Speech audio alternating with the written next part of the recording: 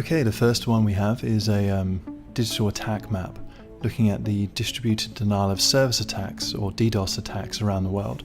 It's got a cool little animated interface where you can kind of see where the attacks are coming from, who's being attacked, that kind of stuff.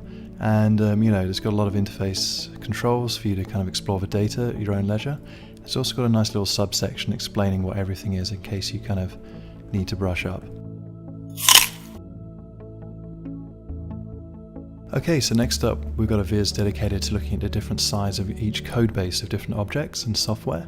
So you can compare simple iPhone games to operating systems and software, even down to a mouse, an actual living mouse.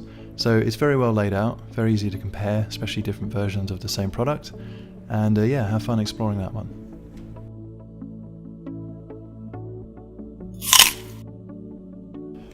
Okay, this is an animation looking at the unemployment rates of the United States for the last 20 years. Here they've decided to do an animated map which shows the unemployment rates kind of spreading as time goes by and receding as the economy gets better.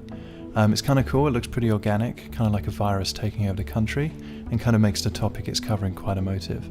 So well done, worth checking out in full.